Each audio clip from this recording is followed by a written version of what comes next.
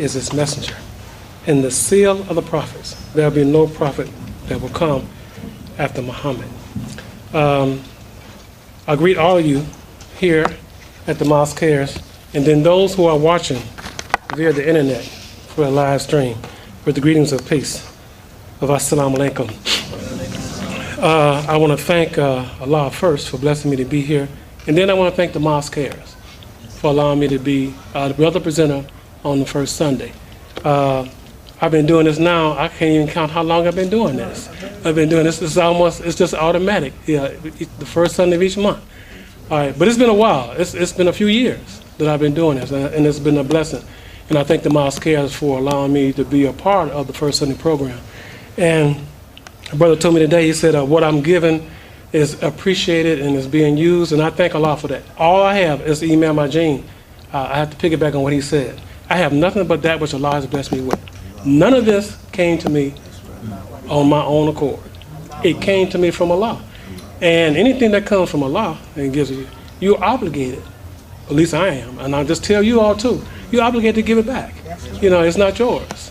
Okay, and so that's what I intend on doing, because I do want to, when I go before Allah, I do want to be able to say what I did with the knowledge He blessed me with, that I gave it back and I gave it freely. That's why I don't charge for my DVDs. I get them, I get the DVDs, but I tell people, and people have tried it, but I want your copy. And if I charge them, I only charge them what it cost me for the disc. You can't pay me for the knowledge. Okay, I have to give that freely. I'm not messing up my blessings. Okay, I have to give that freely. Okay, so I want to continue this first Sunday from where I left off last first Sunday. And as you know, my presentation is on business, but also personal, because I'm dealing with technology. And so I'm in business, and I'm going to relate just one or two examples of how I'm dealing with this in my own personal business today. But let me start the countdown. So I want to clock just like everybody else is. I'm on the clock just like everybody else is, and so I want to put myself on the same time factor. Anyway, many of you have heard, because I mentioned this term, ransomware. You heard that term. But I'm talking about technology now, and I'm talking about the internet, ransomware. I have a couple of audio clips that I want you to listen to. And then I'm going to read just a few things about ransomware and just getting hacked. Most of you may have heard about the term getting hacked. And your technique get hacked. One of the things I want to say to you is this. Never stop competing. Don't let the technology knock you down and you just withdraw and say, I'm not going to continue this. The Amazons of the world didn't stop. The Apples of the world didn't stop. All right, and they have huge systems now. But when it first started out, it was like anything else. Satan has his plan, and God has his plan. And no matter what plan, there's a good plan, a God plan for his human beings, for his creation. Satan comes in and tries to usurp that plan. So if you're on the internet and you have your business on the internet, you're working and you're doing some things, don't think it's all going to go hunky and dory. Somebody's going to come and try to knock you off of what you're doing. And that's what hackers are doing now. And they're not just doing it to little people, they do it to big people. I'm talking about banks. I'm the real big people. The little hacking that happens to some of us, that ain't nothing compared to what's going on out there. You know, they just don't let you know about it. All right. But anyway, I'm gonna let you know about what's going on, and in terms of how it affects us, and say don't stop. Okay. So I want you to turn your attention to the screen. I'm gonna turn the screen here, and I'm going to start this video clip. Listen to it, and then I'm going to go to, there's another video clip I'm going to go to. All right. So I want you to listen to it, I'm going to adjust the sound, and then we'll talk afterwards. All your documents, financial records, photos, music, gone. Scary. Let me start this over again. Criminals know just what a threat. Let me start over, because I want to start it from the beginning.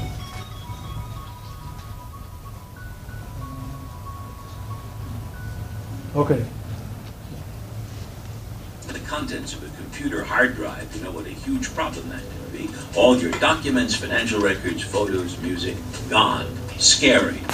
Well, cyber criminals know just what a threat that is. And some are now using a computer virus to lock up people's data as a form of extortion. It's called ransomware. Here's NPR's Arti Shahani. Eric Young, who manages the computer network for a small business in Hermitage, Tennessee, got a call from work. I believe it was a Monday, and it was in the morning, and it was a very bad way to start the week. Somebody in the office opened an email that looked totally legit. It has the exact background of like PayPal, and it says that somebody paid you money. Out popped a red alert that took up most of the screen.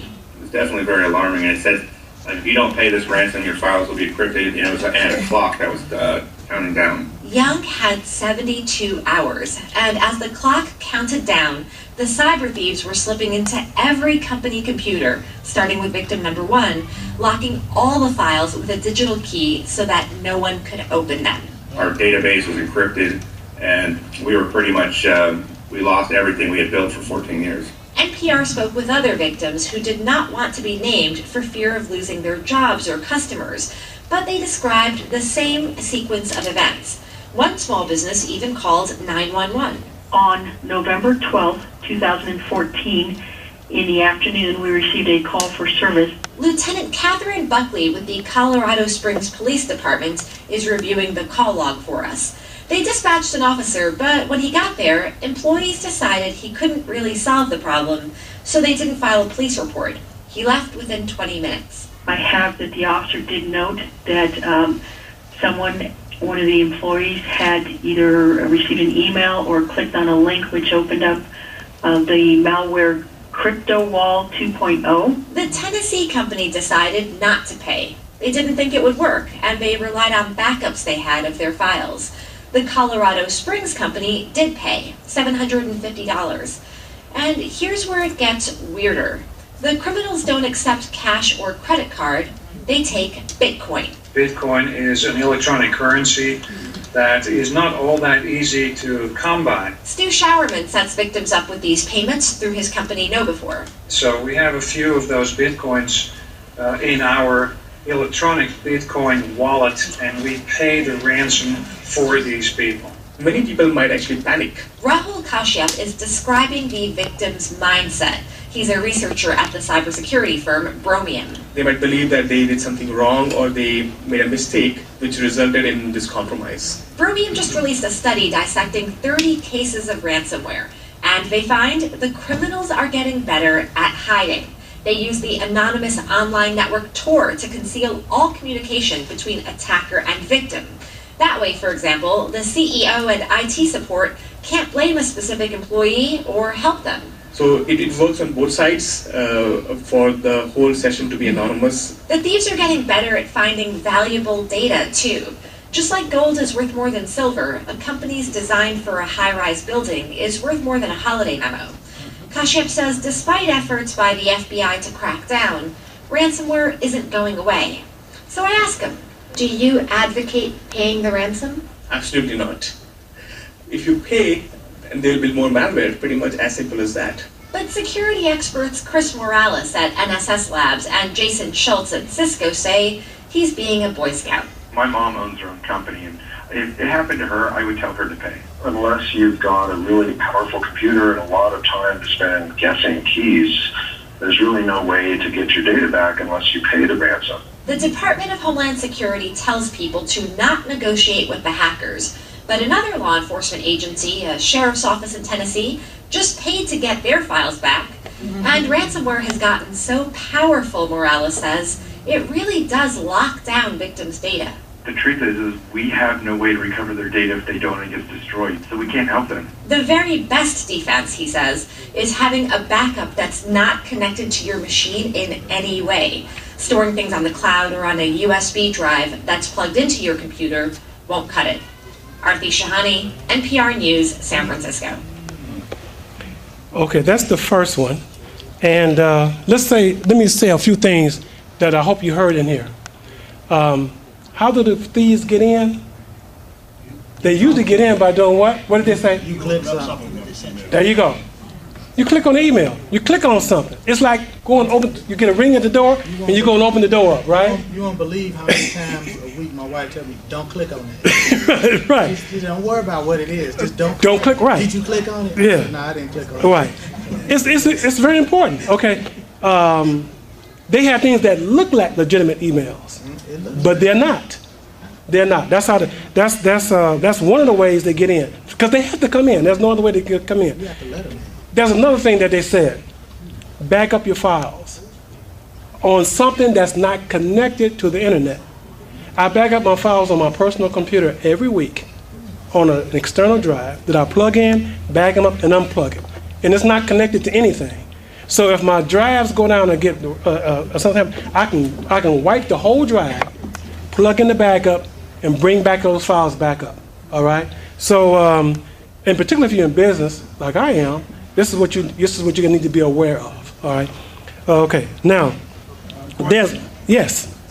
Did they say that even if you bag them up in the cloud and on the USB, that that's not safe because it's connected to the internet. Anytime you back up something in the cloud, the malware can migrate to that. All right. If it's already been infected, what you want to do is make your backups externally before that ever happens. Okay, and so when you click on it and all of a sudden they're letting you know that they're getting ready to infect your machine or whatever, you have a backup already. You've already backed up. So you can say, or you can do what you want to do. You take the hard drive, you wipe the whole hard drive, you put the drive back in, then you bring the backup from your external drive, and you're back in business. And then you got to remember and think, what did you click on, or what did you do to let them get in? All right, it's the same thing. You got to figure out, now what door did I open for them to get in, and what you want to do is make sure you don't do that again. Yes, sir. Just a quick question. If you have your terabyte, your external drive, and it's backing up while you're doing work, will the virus go into your backup external drive? Yeah, this is something, I'm glad you asked that question. I don't back up my drives when I'm doing work. Okay, I back them up. And now you consider it has a continuous backup. I don't do that because you don't know when you're going to click on that particular link or whatever that's going to load the ransomware. So what I do is at the end of each week, I disconnect the computer from the internet. I back the computer up. Then I unplug the drive that I backed it up to. I plug it back on the internet and I go back to business. Okay, that's what I mean. A standalone backup that's not connected to the internet. So not the cloud, not the USB that you leave in. All right, you want to back it up when it's not connected to the internet, so you have a full backup. I'm going to talk about this a little bit more with my online website and one of the problems I'm looking at there. All right, here's the next. Yes, I'm sorry, buddy, ma'am. Yes. Just clarify this right quick now, but I know better, but I don't know what you're supposed to do. I know when you said wipe your drive, you don't mean get a grease rag and wipe it. No, okay. There's a way that you can, there's software that you can just go to your drive and delete everything on the hard drive. If you've backed up the drive, if you delete everything on your hard drive, because you don't know where the malware has gone. So you delete everything on the hard drive. You put it back like you first got it, like it's first that you first got it. Then all you do is go to the backup, plug the backup in, and it will bring up all the files that you had on the hard drive. It'll bring them back up and put them back, and your drive will be just like it was from the last time you backed it up, and the malware won't be there. Okay. So now this backup then it's like a separate drive that you use. Yes, I have one that's now they have them 2 terabytes, so you can buy them. I got it. You have a 2 terabyte. Yeah, like times 3. Yeah, it's a. I didn't bring it, man. But it's a small. Huge now. Yeah. And they're not that expensive. That you plug into. Yes. Yes. You could put enough information on that. Right. You just hold on a second. Computer on yes, sir. You have all the computers in your house information over to your drive on a little box. You disconnect it.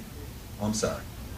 I was just telling you that you get them from the. Yeah, I get mine from Amazon, and I got 1 terabyte, and now they have them 2 terabyte. But it's an external drive, external to the. They got 3 terabytes. They got 3. I don't have that. Yeah. Yeah. Seagate got a 3 now. 3. You're right. I think they got a 5 too. I mean, they got it now where they say you can put your whole life on there. I use Western, you know. WD, because my name WD. Yeah. Western, what is it? Western Digital. Western Digital. That's it. I know. But I like Seagate. It's just a terminal. It's just a brand. They're all external hard drives. Yeah. The 1 terabyte now is just about $114. It's just a little over $100. It's so inexpensive for what it gives you in terms of security. It's inexpensive. It really is. Yes, sir. You can transfer that information over to your hard drive. Yes. Because everything's on the. And that information is still stored in the backup. Still, you didn't transfer everything over. Let's say, you understand what I'm asking? You can transfer it more than one time. When you back up, let me use this. When you say this, when you back up, and if you use a Seagate or you use their software, what it does is it zips it down. It reduces it down, and it takes everything. Now you have to tell it what to back up. I tell it to back up everything on my drives, back up all the information, all the files. I back up everything, and they do it, and they you know, they encrypt it, but it's small. It's lower. They compress it. Thank you so much. They compress it. Okay. And I do that every week. Okay. Now, when you transfer it back, you didn't clean. You transferring it back over. You didn't clean your slate. You transferring it back over there. Yes. You did. That information is still stored somewhere. It's still whatever you transfer it back. You still have that last backup on the drive. That's correct. Got that information stored. That's still there. I got that's still there. You just all you're doing is restoring it to your drive, but it's still on the. It all just is copied it back. Got it. But it's still there on that external drive. Like when you put your car in the shop, you take your valuables out the car. Right. When you get the car back, you put your valuables back in. Same. You still have them. Like your keys, or your sunglasses, or whatever. I think what he is missing there when you said transfer, you really mean copying it back. Yeah, I'm transferring it. I agree. It's copying it. It's copying it back. I should use it right. I appreciate that, brother. It's copying it back. Right. Yeah. So and backing up, it's copying it to the hard drive. So that's what stored in copy. That's correct. Okay, I got it. Okay. All right. Now let's listen to this audio clip. Yeah, I'm sorry. Yes, sir. Now, if you got the malware and don't know it, you back it up. Wouldn't you be backing up the malware? Yeah, also? you will if you don't know it. But let me tell you something. When you get it, you'll know it.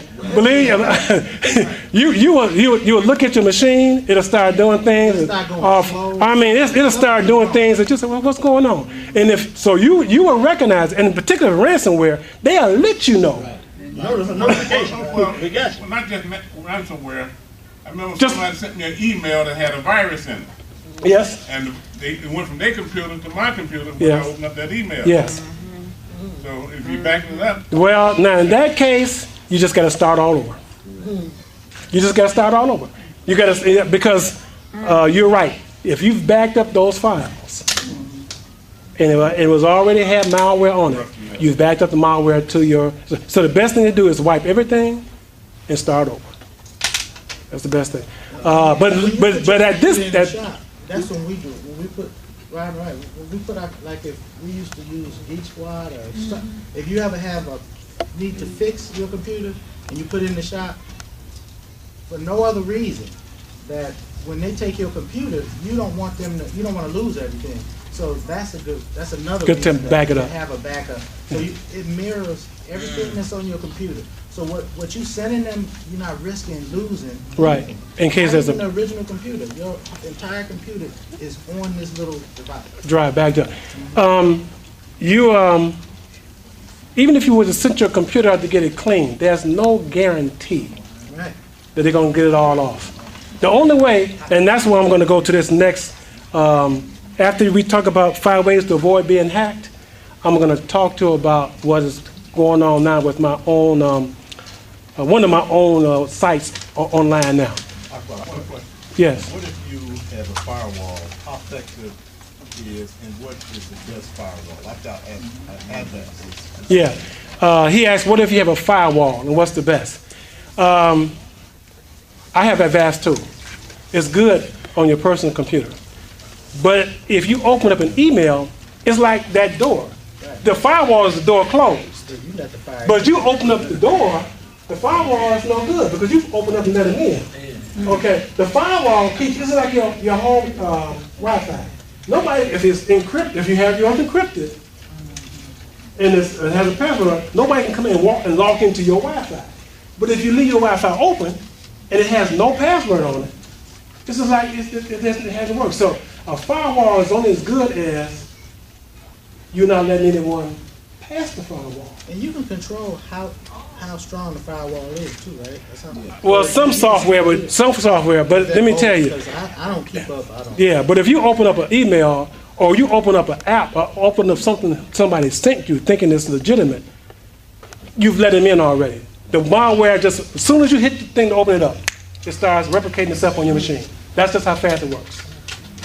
And in 2 or 3 minutes, it's already taking control of the machine. That's how fast it works. So now let's listen to this less clip.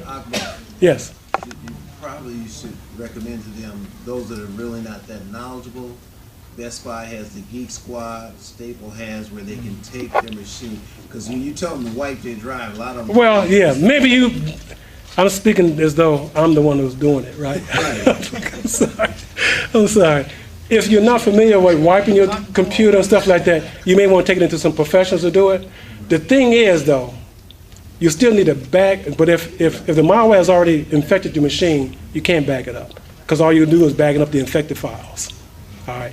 So then you want to take it to a If you haven't been affected, I would tell you this: if you have your own machines, do it like I do.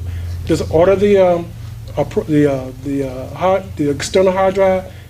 There are 2 companies that do a pretty good: Seagate and Western Digital. But there are others out there. I like Seagate, and I get mine through Amazon. Pretty good price. I think I pay $100 and some for it, and I have a 2 terabyte.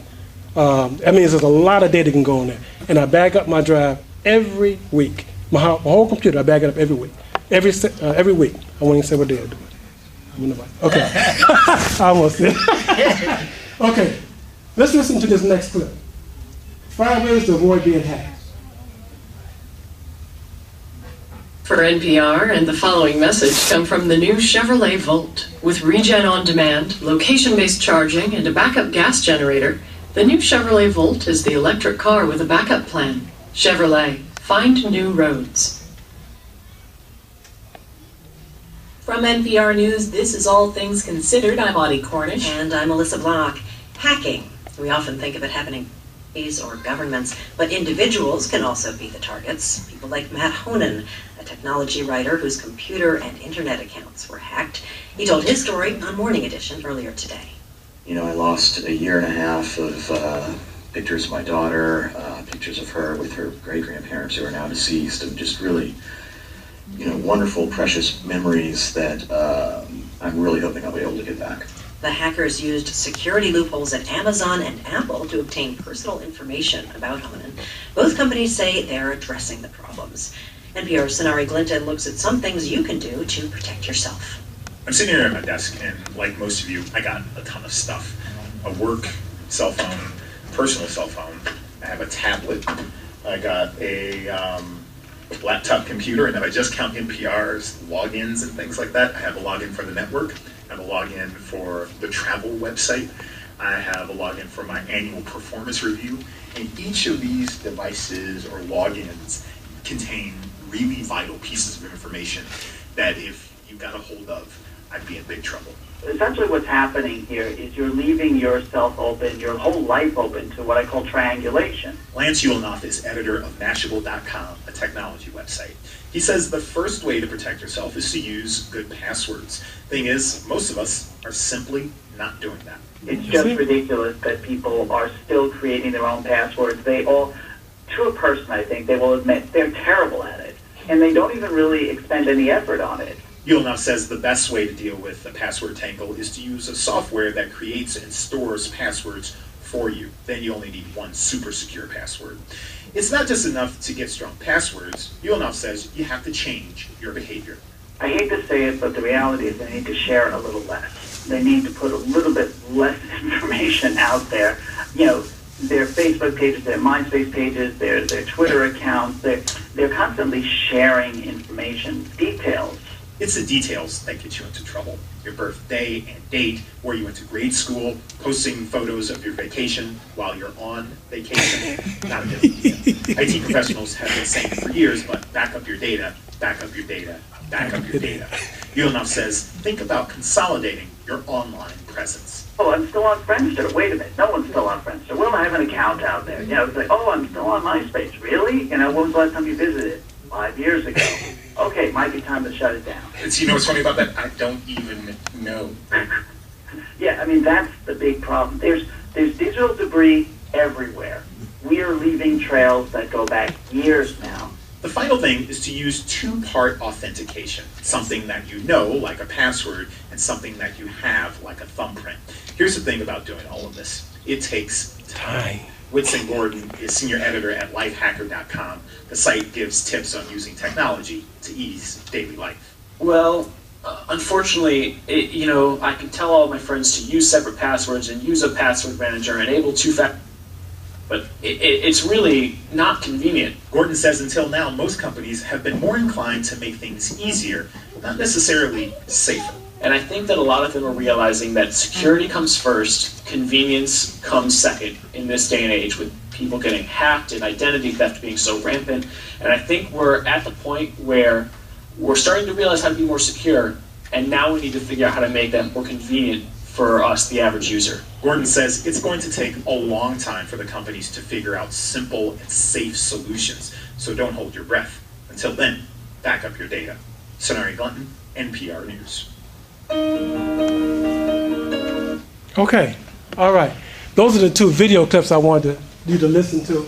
We've already had a discussion about backing up your data, am I correct?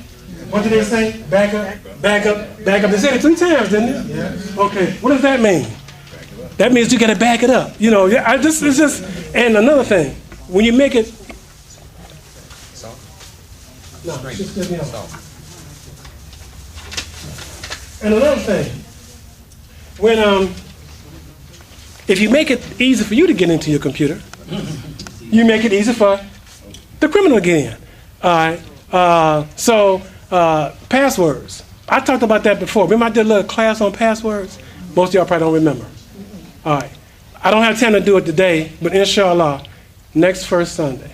The reason why I continue to revisit this, because not only those in the room who are listening to this and those on the internet, and then those who are going to see the video on YouTube later on, we all need to know this. All right. It's happening to many of us, and we don't know it. Your passwords, when you pick up a password, it can't be something that's convenient for you to know, because if it's convenient for you, it's convenient for the crook. All right. And so it's important for us. So I'm going to talk about passwords a little bit on the next first Sunday, inshallah. And then watch out for the PC scammers. These are two things I'm going to address next first Sunday. All right. Watch out for the PC scammers. Those are the ones who want to get into your computer. And then passwords. But now I want to talk to you about, I'm a business person, and this is a business class. I have one of my businesses is designing websites for customers. All right. I do it for customers and I do it for myself. But I'm designing a website for a customer. I switched hosting companies. Now, people know what I mean by I say a hosting company on the internet. A hosting company is a company that hosts your data and stuff on the internet for you, for your site. All right. And I have several sites up. So there's one customer I have. He's a musician. And I'm working on his site. And I changed hosting companies. You know why I changed hosting companies? Because the last hosting company, my site was getting hacked. And it got hacked. And as soon as I cleaned it, it got hacked again. All right. So the problem was, I said, my site is on your servers. It's not on my server. It's on your server. What kind of software do you have out there to keep someone from going and hacking my site on your server? Well, the response to me was, well, it must be your problem. It's not our problem. I said, okay, I know how to solve that. All right. And so they send me emails now. Well, we would love to have you back. No way in life. No way in life. I'm going to pay you to host my stuff, and it's getting hacked. All right. So I'm with a new service provider now. Now, what they did is they partnered with a company that's supposed to be a malware scanner, check it out, and supposed to clean it, right? Now, what my experience with this, now, I only had one site that happened like this.